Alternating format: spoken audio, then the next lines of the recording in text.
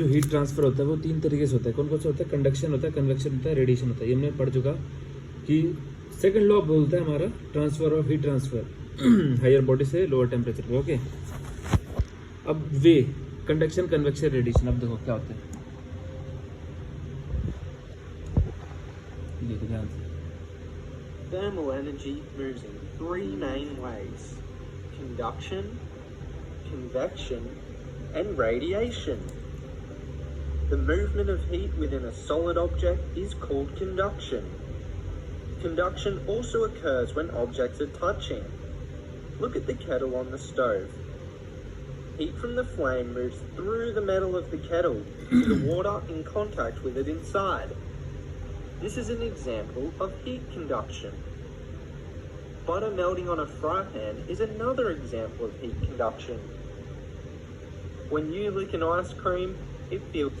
देखो क्या होता है कंडक्शन क्या है? It is a process of heat transfer from one particle body to another in the direction of temperature. ठीक है, ये तो सही है। ये है the particle themselves remain in the fix position. ये मेन चीज़ है। जो पार्टिकल होता है कंडक्शन के अंदर वो उसी पोजीशन में रहता है और जैसे उसके अलावा हीट ट्रांसफर होता है। जैसे एग्जांपल है मेटल रॉड में, ठीक है, कंडक्शन होता है। ठीक है, ये देखो feels cold because heat conducts from your tongue to the ice cream. The movement of heat in liquids and gases is called convection. ठीक है, साफ साफ कह रहे हैं कि जो दोबारा सुनो क्या कह रहा है। The movement of heat in liquids and gases is the movement of heat in liquid and gas is called convection. ठीक है, तो कन्वेक्शन क्या है?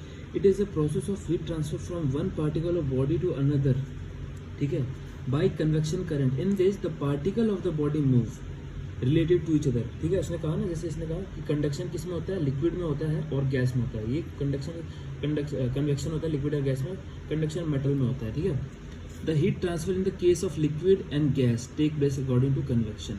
Now radiation. अब रेडिएशन तो मैं पता ही है, पर चलो इस वीडियो को देखते हैं फटाक से। called convection. The air in a hot air balloon is heated by the burner and rises up inside the balloon. As the hot air rises, the cooler air falls and creates a current within the balloon. The convection current causes thermal energy in the air to spread through the balloon. इसमें क्या बताया balloon में कि उसके जो heat होता है वो ट्रांसफर होता है ना, हीट तभी तो गर्म होता है, तभी तो उड़ता है। जो हमने भेजा वो गर्म हो जाता है, क्योंकि किसमें लिक्विड और गैस में कन्वेक्शन होता है, तो किससे गर्म होता है? Hot Might air. cool down a room with an air conditioner.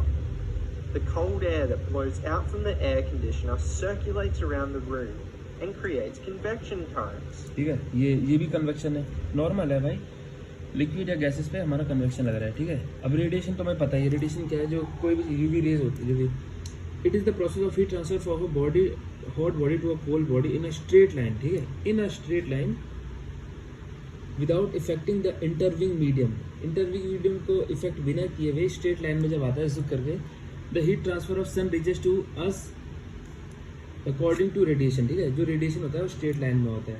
ठीक है, तो इन ये भी हीट ट्रांसफर ही हो रहा है ना, सन का इधर आना। Look at the man warming by the fireplace.